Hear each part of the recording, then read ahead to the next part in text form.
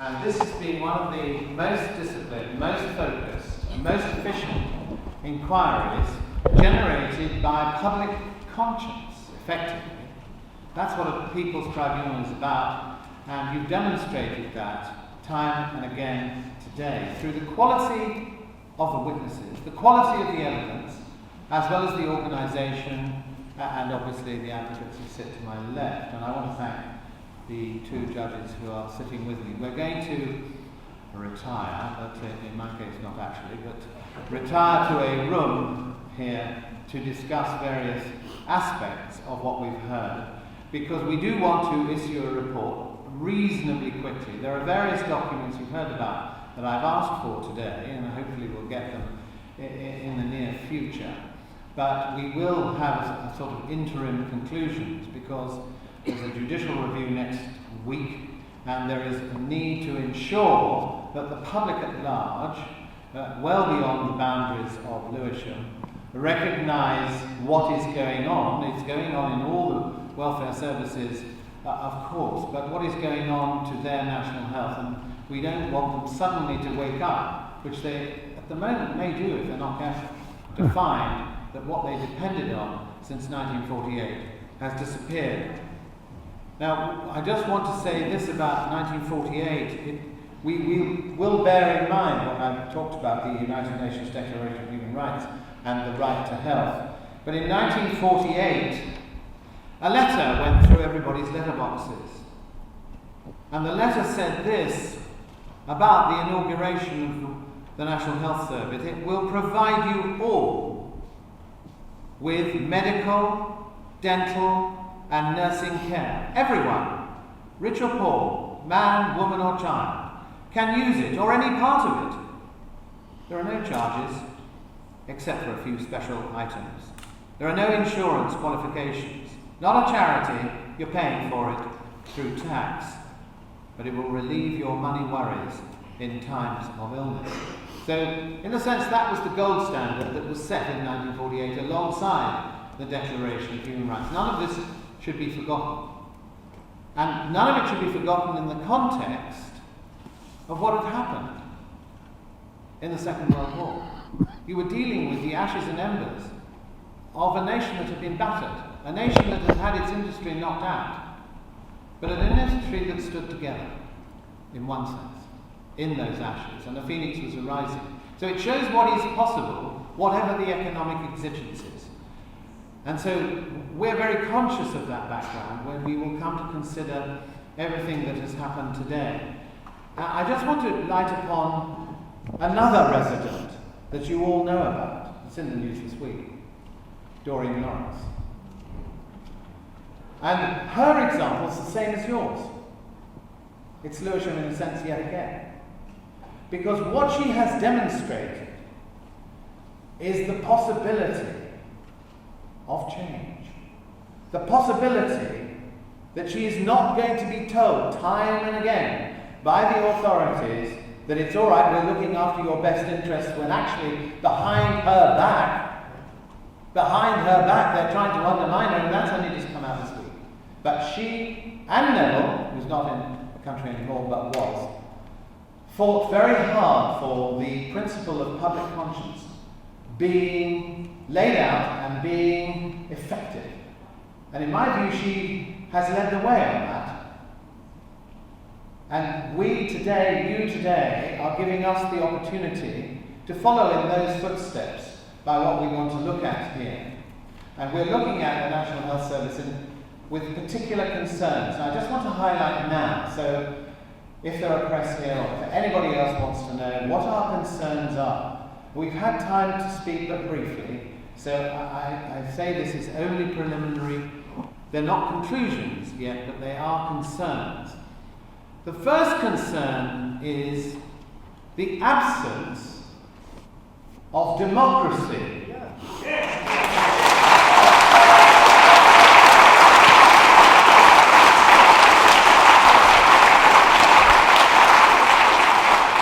The democratic element, as you've heard today, was removed effectively, so the minister, now concerned, can just, as it were, slough it off and saying, well, it's nothing to do with me, it's the market and all the rest of it. So you know that point. Second point, in relation to democracy, those that are still in Parliament, those who still, as it were, reserve the right to devolve responsibility, of course, those are decisions taken by, well, you've seen House of Lords and House of Commons. We'll get the figures for the House of Commons. I've been given one figure today. A very substantial proportion of those deciding this in our so-called democratic organs are part of the very vested interest that is going to profit from what is going on.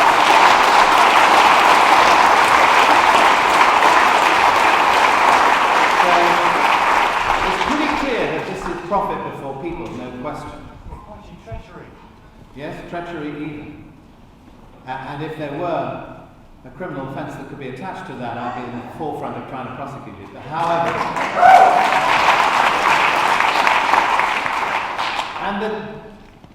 bringing it up to date with all the evidence you've heard today, another concern we're going to have is that when ultimately they decide that perhaps they ought to talk to you a bit, that they ought to consult, it's an insult and a travesty to call it a consultation, as far as I can see from the evidence. And our concern is that whenever a reasoned argument was put to the TSA on the various occasions, more than one witness saying effectively they were dismissed. No opposition was tried. Now, what kind of democratic state is that, or would it be called oppressive state? We have an oppressive situation in which they're not effectively wanting to listen. So that whole element of democracy, I think, concerns all three of us, that is missing from this whole process. But then you have to ask the second question. The second question is, why is it happening? And of course, you have heard the answers today. In fact, they've provided the answer very clearly. And Blake just asked the question a moment ago, and I think I started the day with the same question. Namely, it's not about Lewisham, in case you wondered, according to them. It's about two other hospitals in another area, and as been rightly pointed out, it's not the fault of those hospitals. It's the fault of a system that has produced, in a sense, set up to fail system, in which the private sector is once again going to profit. And the Pollock report, if I may call it that shortly, that's been leaked or released today and going to be published formally on Monday, makes it very clear that it is in fact a problem that has been created by successive governments. It's not just this one, but previous ones, going back to a Labour government with the private finance initiative, which means that hospitals, there are now 700 contracts, we learned today, are locked into an impossible situation in which they cannot possibly pay it off, unless, of course, this government were prepared to really go back to first principles, that this should be a properly publicly funded resource, and as the recommendation of that report is, that these private finance initiative has to be revoked. It has to be renegotiated.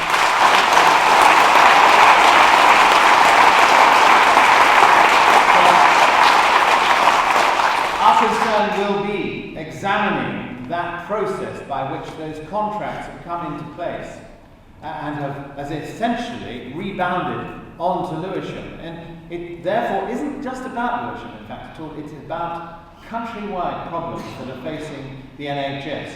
They're not the fault of the staff, as far as we can see today, at all. The quality of care has not been questioned.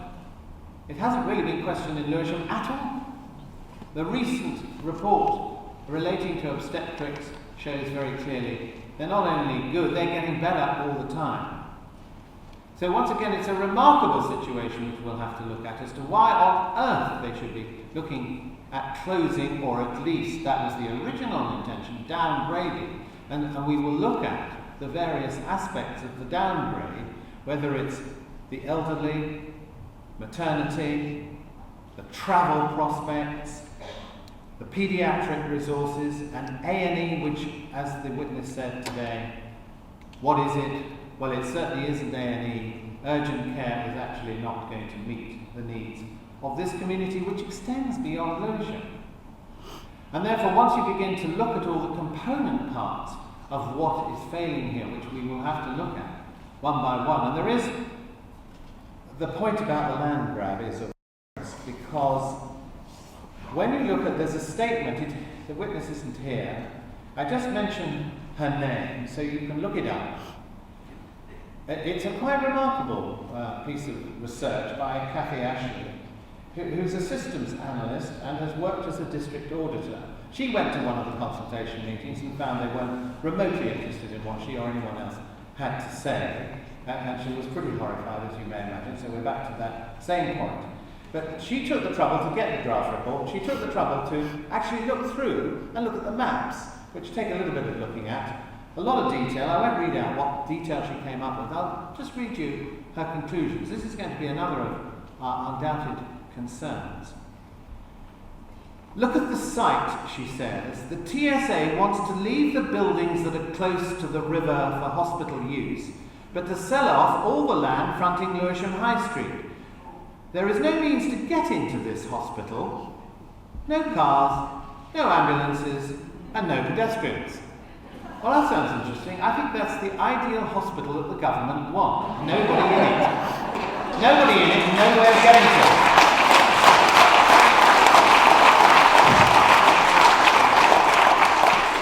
And that's her conclusion. The fact that there is not even a means of getting into the site in this plan suggests that this is nothing more than a land grab to fund the failures of South London Healthcare Trust.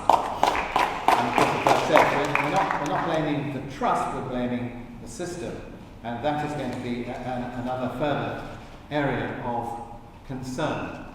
Finally, the other area, I'm sorry, taking a little time so you know that we're examining this very, very closely.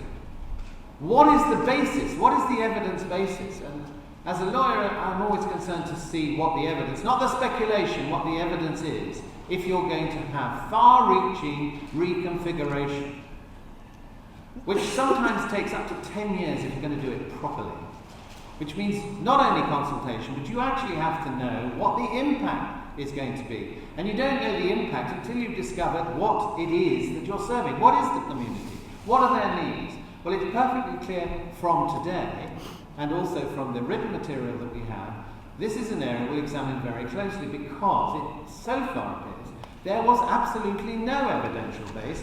And the basis that they did come up with, the 100 figure, of 100 saved lives, nobody knows where they got it from. They haven't been able to reply in any of the letters that we've so far got from the TSA or anyone else, is the evidential basis, no research. And perhaps the height of that is the paragraph I put to Tony Sullivan, namely in the paediatric sector. It is a complete misrepresentation, it is complete speculation, and they take decisions on the back of it. Well, we want to demonstrate through this report that the public are no longer going to put up with being misled, with false information. The public are no longer going to put up with oppressive dictatorial diktats, essentially, from a government not interested.